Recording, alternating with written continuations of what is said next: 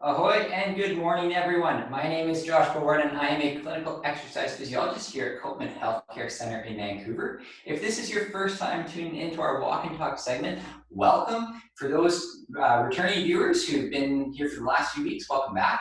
Today, I'm absolutely ecstatic to be joined by Dr. Tracy Thomson, one of our family physicians from our Calgary clinic. How are you doing, Tracy? Great. Thanks, Josh, for having me. So we're going to talk to her. She's going to give us a little bit of her background in medicine and how she got to where she was today. And then she's going to give us share a lot of her expertise about stress, the gut, how they interact, and really how you can optimize your daily activities to optimize your stress and how you tolerate it and really optimize your health and well-being. So best of all, she has promised me that she's going to walk on the spot with us as well. So without further ado, let's get walking.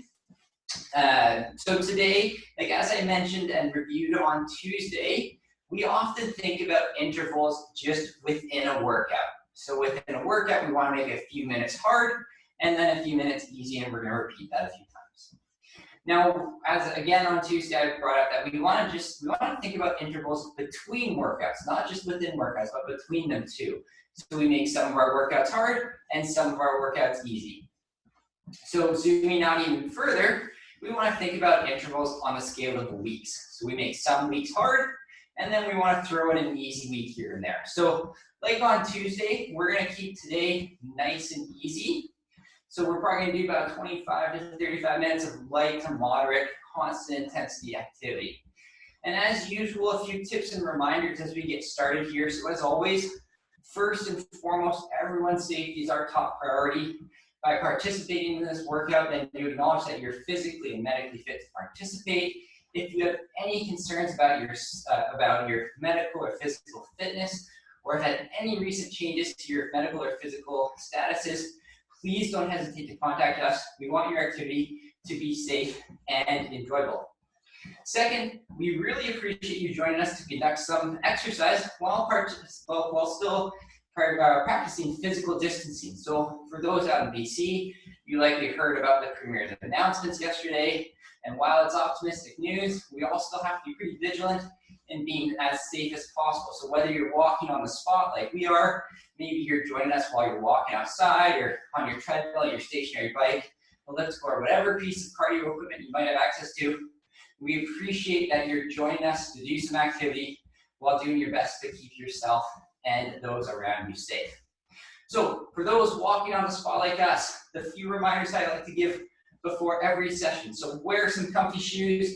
I've got my comfy shoes on and I'm walking on that soft surface. So I walk on a few towels. So walking on the softer surface can be easier on the joints, albeit keep in mind that it might be a little bit more difficult to balance while walking on a soft surface. So if you ever become a little bit uncertain about your balance, make sure to walk close to a wall or have a chair in front of you that you can hold on to for support should you feel a little bit wobbly. Now, throughout these sessions, I always stress your posture. So the keys that I've been cueing you to be nice and tall with your head up, shoulders back, keep your chest nice and high, and then to engage those core muscles. Because having that good posture and that good technique is so important to not just maximizing the benefit of the activity, but also minimizing the likelihood of getting injured. So once you've got your head up, your shoulders back, your chest nice and high, your core engaged, I want you to get the arms moving. So your arms, get them in sync with the legs. And if you have to go a little bit slower to start to get them in sync, please go ahead. But just find that balance or find that rhythm getting the arms moving with the legs. And once you've got that, find that balance between lifting the knees up nice and high and turning the steps over a little bit faster. So since we're keeping things at a light to moderate pace today, throughout the session you might notice you're breathing a little bit harder, but really at no point should you have any difficulty talking. And you find saying a sentence is difficult, and you might be going a little bit too hard, and just bring that intensity back down a little bit, whether your knees are a little bit lower or you're just slowing down the cadence a little bit. But at all times, listen to your body. So if at any point the activity starts to feel uncomfortable or unsafe, don't hesitate to stop, send us a message, and we'll do what we need to do to take care of it. So with that, On to our guest today. I'm really happy to be joined by Dr. Tracy Thomson. Again, she's joining us from Calgary. So I want to highlight a few things before I let her speak to her background. She actually completed her undergraduate degree in physiology, which is great because I also did my undergrad in physiology. And then she went on to do her medical degree also at Western University out in Ontario.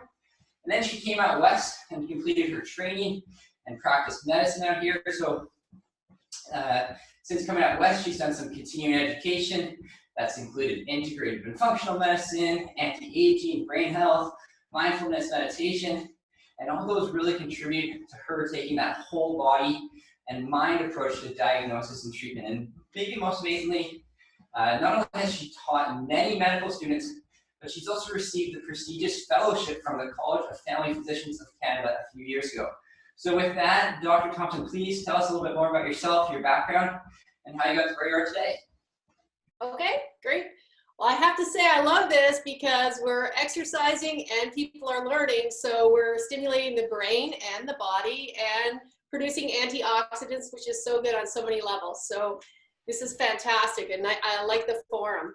Anyway, in terms of my background, I did family medicine, I did anesthesia, I worked in a lot of rural communities, working in the operating room, working in emergency departments. I found Western medicine was fantastic for acute care medicine. That's where you want to be, it's all you want to know. But what I started to see is that there were some shortcomings in family practice when we started to look at the root cause of disease. And I wanted to know more. I had a curiosity for knowledge. So I then studied Chinese medicine. And then for the last 12 years, I've studied anti-aging, functional, more integrative medicine, and many techniques that go along with that.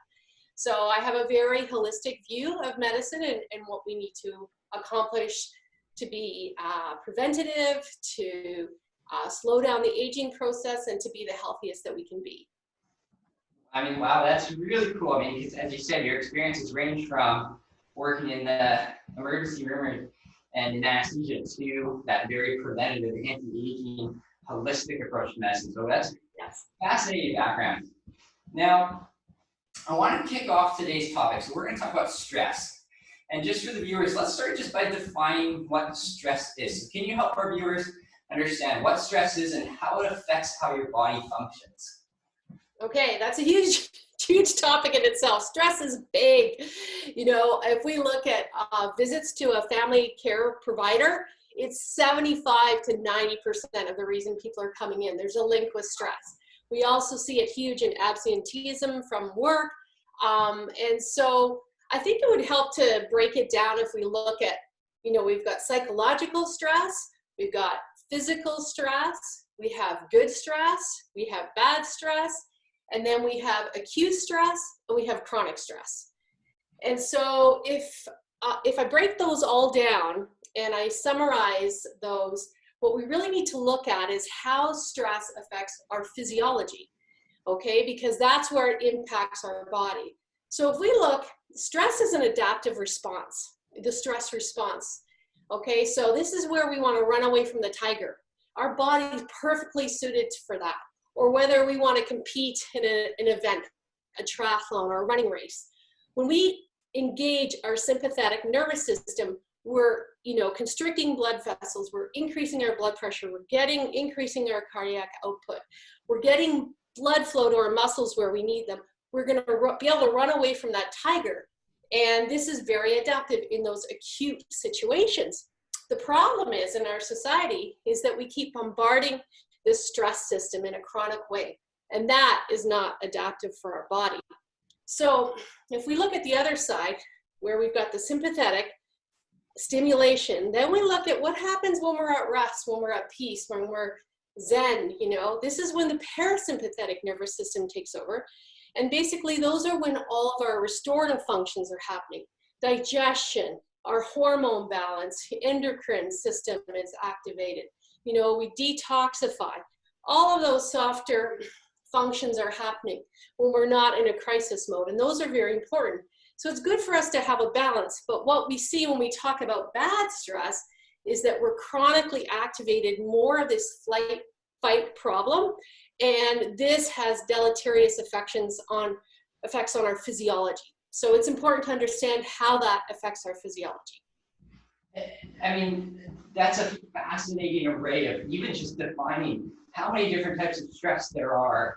Yeah. And I like how you broke it down and attached it to both our sympathetic system and our parasympathetic system.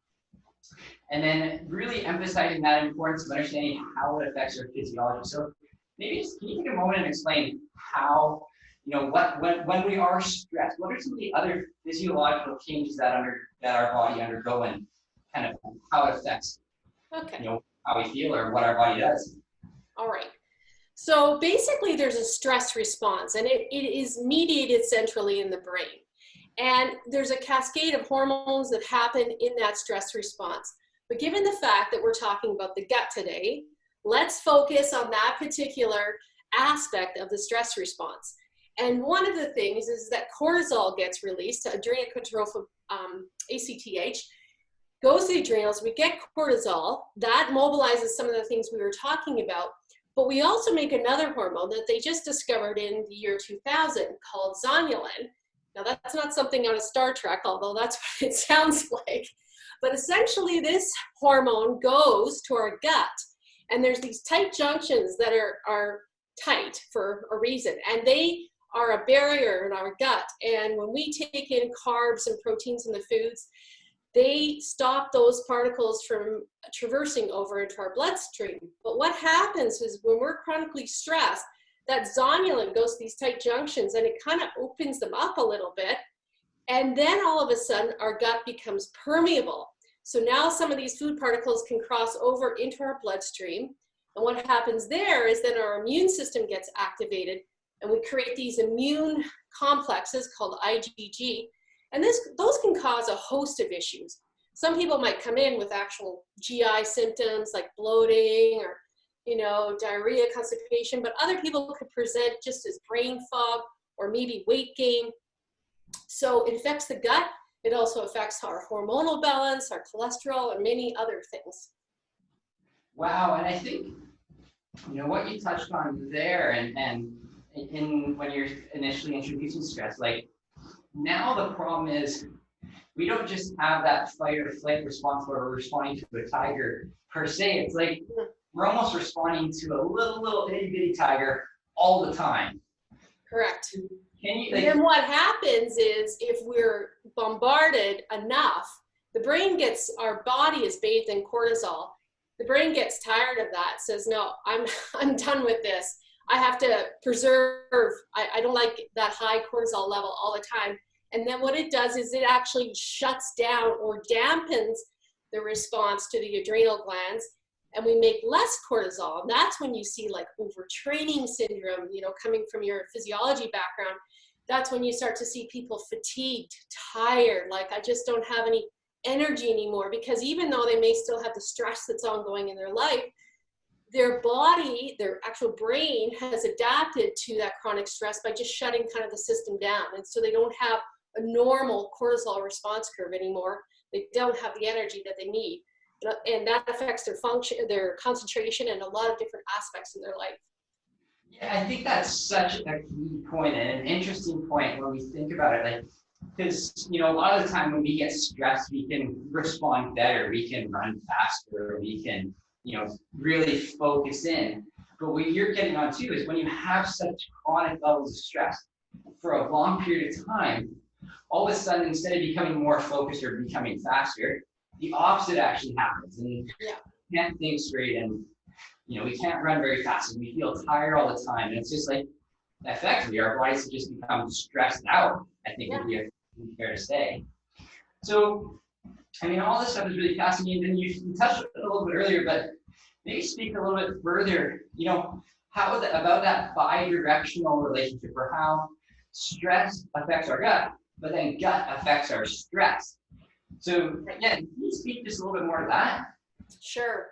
So it's kind of become a buzzword, which is cool because I really love the microbiome, and I'm glad that it's more in the lay press right now. There's a huge study at the NIH actually looking at the microbiome and looking at all the organisms. And so people are like, oh, what is that? And you need to understand that we have actually 100 trillion organisms that live in our body. So in terms of body weight, that makes up 2.5 to 4.5 kilos of just organisms that live in a commensal symbiotic relationship with our cells. They can be pathogenic, or mostly, if they're in good shape, they help us. Okay, so you have all these bacteria lining in our nose and our mouth, down our esophagus, our stomach, all the way down into our colon. Okay, and this has, as you speak, a bidirectional relationship.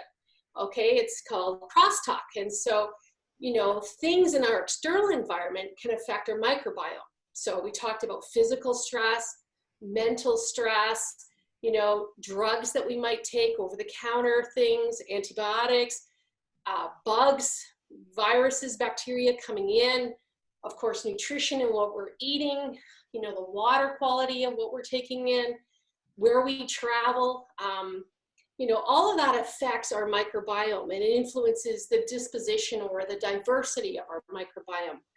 But the gut bacteria, they also go out in our body and influence how our body's functioning. So if we have a nice healthy microbiome, it might help us to recover faster from, let's say, diarrhea. It's involved in our cholesterol metabolism. It helps us to absorb our vitamins and our minerals in a much better way. It has anti-carcinogenic effects, so that's fantastic. It also modulates our immune response. So that's really important because this is the basis of our innate immune system. And it helps our digestion. So if we have a very healthy microbiome, we're digesting our food well, we're extracting most of the nutrients. And it also affects our mental function. So the gut and the brain are intimately linked.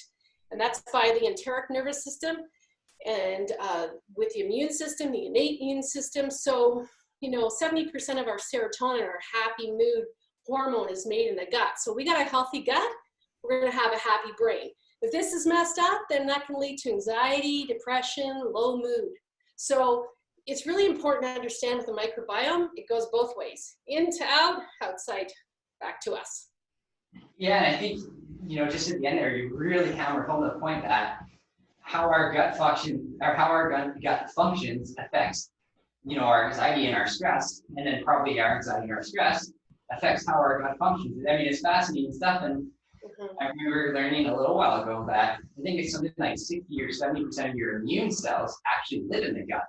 That's about right, isn't it? Absolutely. So if you think about it, if you think about, like, just imagine if you just take your mouth and you think the esophagus and the stomach and all the intestines in here, just think about laying those out on a football field, okay? So, and the surface area of that, okay? I think it's like actually 10 football fields, but whatever. Just if it helps visually to think about it, then what you have is you have a layer of bacteria, you have an interface of the largest collection of immune cells in the body, okay, our innate immune system, and then you also have the enteric nervous system, which is the largest source of neurons apart from the brain that communicates. So right there, our microbiome is kind of like where the external environment comes in and meets both our nervous system and our immune system. And so it's very important that that layer be ideal for us and to be healthy, because it's going to impact those two major systems, which in these times is very important for defense. Yep. Yeah, hugely. And, Kim, obviously, a lot of us right now are concerned with how we age and wanting to be healthy as we get older. Maybe building on what you're just talking about, the microbiome, or just kind of that stress response in general, can you talk a little bit about, do we become more stressed out as we age? And if we do, how does that stress affect the aging process? Can you speak to that a little bit? Sure. In 5 minutes or less. Topic. Anyway, so on the microbiome end of things, if we talk right about if a pregnant mom is healthy and she's already starting to form that for her baby, and vaginal birth and breastfeeding and all those things and playing in the dirt, they also create the microbiome. As we age, that diversity decreases. So that's something that we have to be mindful of, so that as we age, it's really important to have a very diverse diet. It's important to have fermented foods. It's important to have prebiotics. It's important to have a rotation of probiotics, because all of that can actually, studies have shown that a healthy microbiome can actually help slow down the aging process and can help reduce our morbidity or our illness. Now, in terms of what you were talking about with stress and anti-aging, I mean, we look at like the major tenets of aging. Number one, inflammation or oxidative stress, okay? So if we've got a lot of that mental stress, we get a lot of that physical stress, and we're not managing it appropriately, then that creates free radicals, oxidative stress, and that incites the whole immune system. And I think something really important to bring up in these COVID times is that COVID is not necessarily a disease, it's a virus, but as we can see, it plays out very differently in different people. And what we're starting to see is that the people that are most at risk, people with diabetes, hypertension, other comorbidities, obese, they already have an activated immune system. And there's a way in which their immune system can actually be deleterious and overshoot and go into this, what we call a cytokine storm, where really in trying to fight this virus, it actually produces some damage within our bodies. So it's really important in terms of anti-aging that we reduce inflammation, we reduce oxidative stress, and exactly what you're doing more so than me, because you got the knees going up, and I'd be too bouncy, I think, if I did that, is that we're actually making nitric oxide right now, which was one of our most powerful antioxidants. And so we're reducing that stress just by talking on this Koopman TV. So, but we also have to look at hormonal balance. So that's really important in anti-aging. We have to look at, glucose and insulin function. We have to look at our environment that we're in, reduce our exposure to toxins. And then there's a lot of genetic variability that just is based on the individual. So you want to try and optimize all the things that you can that are within your control. Yeah, and I think, I want to get into that and talk about some of the things one can take in their daily lives to, have control over it. But I just want to, you spoke for a few seconds there about how with the microbiome or your gut having a more diverse microbiome or having kind of more diverse activity, and it can be really beneficial. I know just because we're exercising and I'm an exercise guy, there's more research coming out about how people who are more active might have more diverse microbiomes, and whether that's a function of their activity levels or not. I can't remember if that was determined or it could be still figured out, but basically those who are more active had more diverse microbiomes. And on top of that, there's so many more interesting interactions. I mean, you talked about the tight junctions in your gut, and exercise can impact those, especially that long-lasting exercise.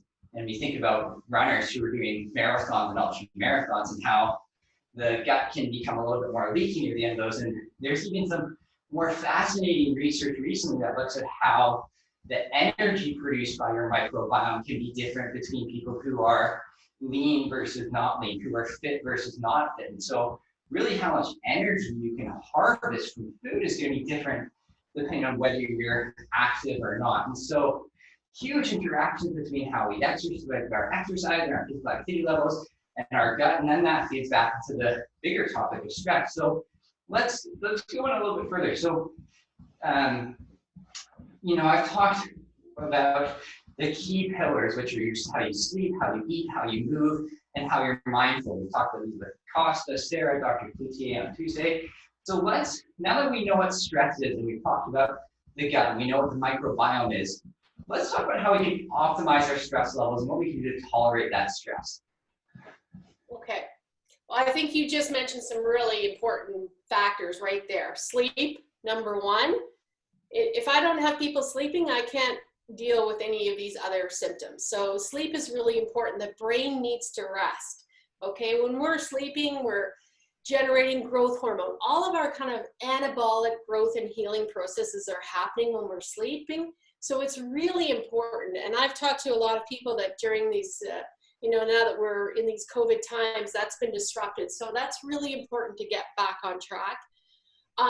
Exercise, as we said, the activity, the moving, the getting out, the going for walks, super important in terms of the immune system, and our mental well-being, which then gets into meditation, mindfulness.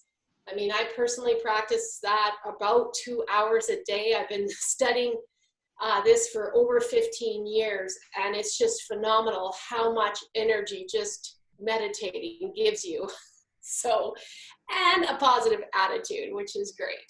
So there are lots of benefits for that. And there's good apps out there. I mean, if you don't know how to meditate or you've never learned, Headspace is giving their app for free right now. Calm, there's lots of different programs that you can just tune in. And like 20 minutes a day is more than enough to affect your neurochemistry, your gut, and your immune system. Nutrition, you gotta eat the right stuff. So I was on call the first week of the COVID crisis. And when I went into the grocery store, I was appalled because everyone was buying the wrong stuff. Like all the white things were off the shelves. There was no white flour. There was no white sugar. There was no white toilet paper. That is not going to help you in an epidemic. I mean, those things are inflammatory. And I'm looking going, look at that beautiful bag of oranges in the produce section. Look at all those phytonutrients, all those great fruits and vegetables that can affect not only our genetics, but really feed those healthy bacteria, all that fiber. So it's really important that we get the right diet. And some people say, well, I just take a probiotic, I'm fine. Well, if you're going to McDonald's and getting a burger and fries, probiotic, that will not change your microbiome, I can tell you right there. It's the food that we eat that changes the microbiome, especially as we age. The probiotics help to maintain it, support it, but they don't alter it. So the importance of food, and I'm harping on this because I really think it's about 80% of this whole topic, is super important in terms of supporting our microbiome as we age and dealing with the ongoing stress. Yeah, and I think Dr. Cloutier put it really well on Tuesday. It's not only focusing on what you do eat, but also focusing on what you don't eat, which I think is a really important thing to say. And to your point, I mean, yeah, I'm with you a little bit. You walk to the grocery store, and the one thing that seems to have been, been able to get the whole time is produce, which is really good. The one thing that's been harder to get are some of the white sugars and the white flours and stuff, which, we want to try and stay away from to optimize that gut health and that microbiome, which is interesting. Yeah, I mean, like a couple years ago, I volunteered in Africa and I took my whole family and we were in the very poorest parts of Tanzania. And we were going into villages and we were basically eating with the local people outside every night. And after a couple of weeks, I started to notice my nails were really strong. My skin was really clear. And I'm going, what's making a difference here? And the other doctor said, oh, this happens every time we come here. And I thought about it. I thought, what are we eating? It's everything that grows from the ground, right? Rice, beans, some vegetables, maybe a little bit of fish, maybe a little bit of very skinny chicken. There are no pesticides, so everything is technically organic. Everything is coming from the earth, and there's nothing processed. There isn't any sugar. There isn't anything that isn't a whole food. And that experiment, plus we're drinking lots of water because the risk of dehydration is so great there. So here we are in the most remote area in a very poor place, and yet I found that my health and my colleagues' health and my family started to get healthier. So I tell you, when I came back in the grocery stores in North America, I was just appalled because I'm like, 95% of this is killing us, So we can get back to whole foods. It's really, I did my own personal experiment. I think it's really going to help us.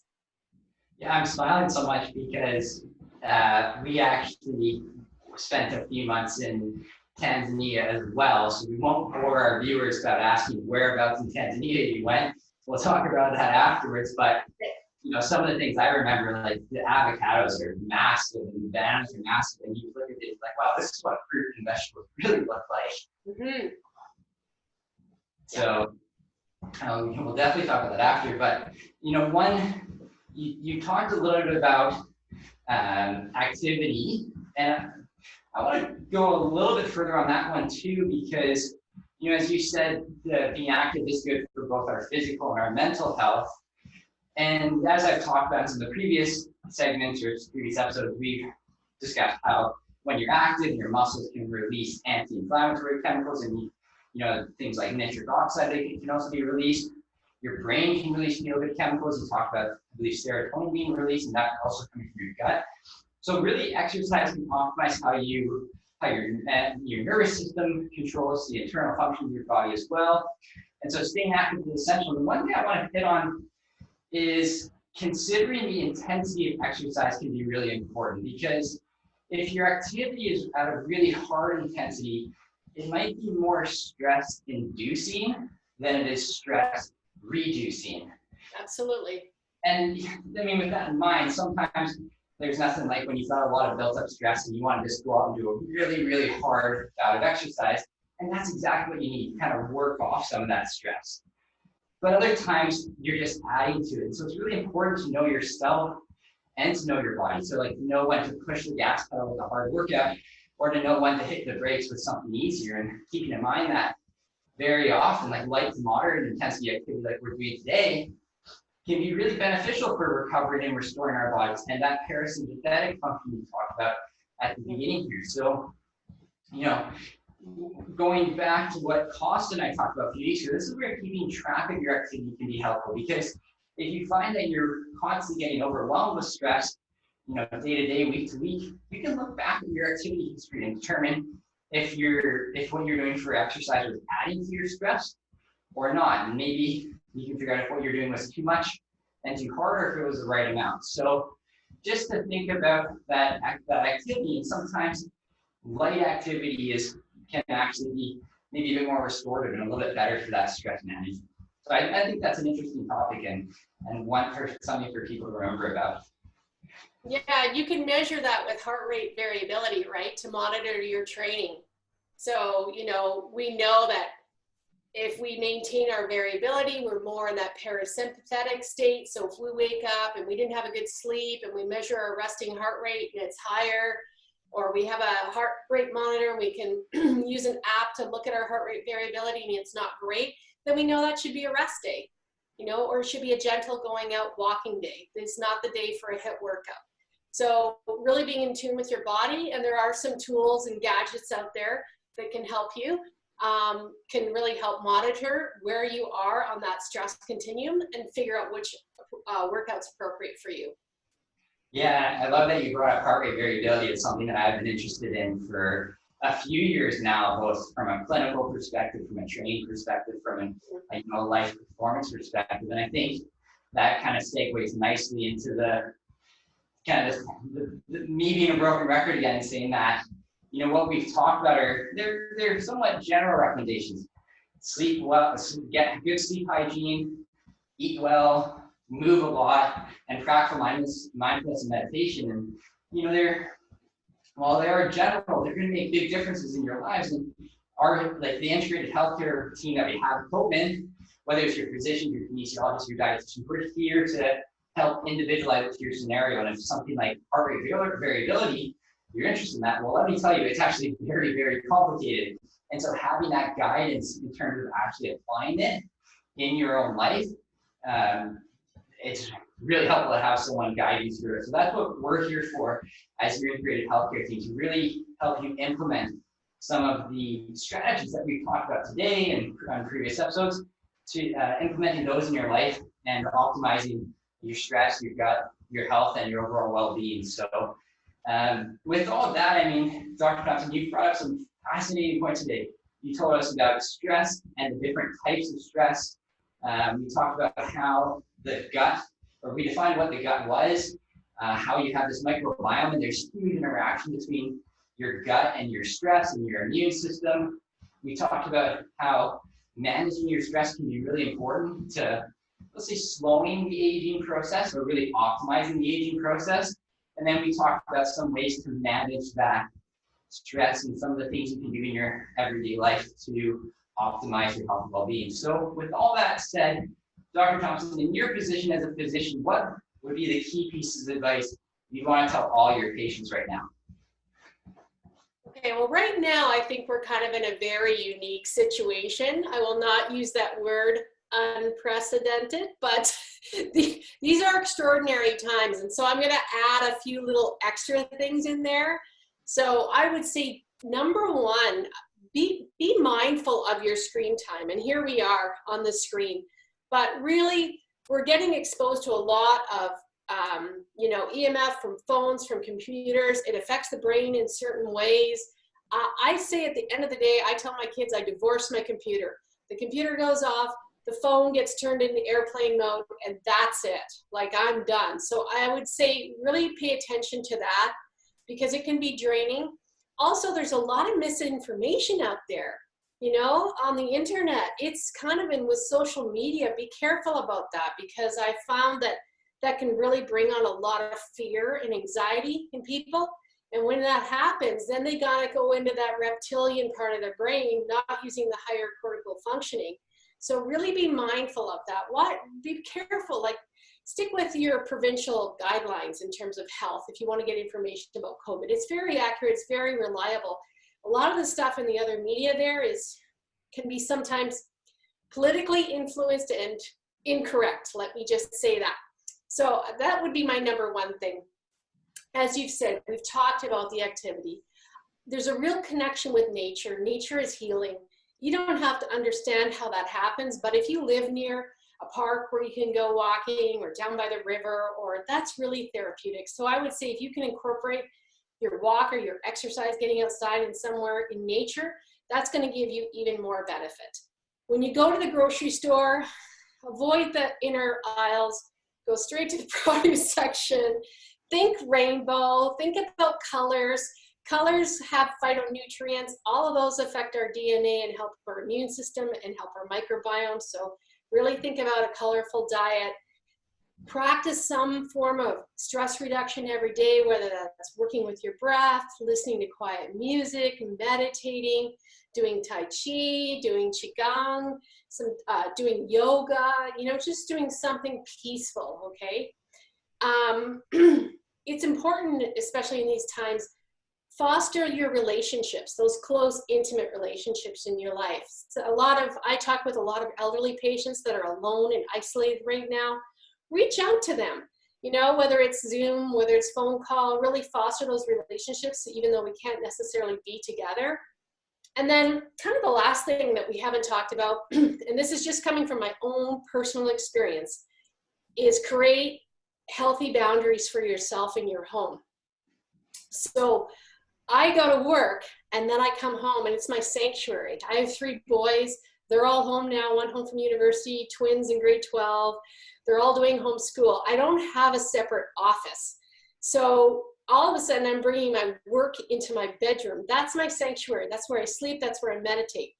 I have found that has been difficult for me.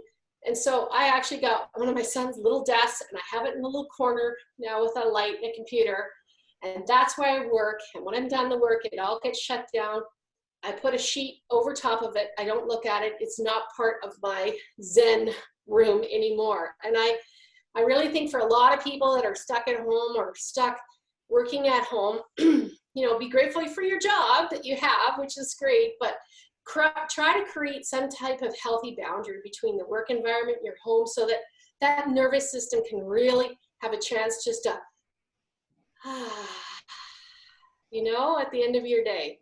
So I'll leave that in conclusion. I think with all of that, I'm going to try to later today close down my computer, go outside, take my dog for a walk, and maybe I'll call my parents too and see how they're doing. So perfect. With all that, Dr. Thompson, thank you so much for joining us. That was a fantastic, almost 40 minutes. I've learned a ton. There's stuff that I'm going to take away and implement.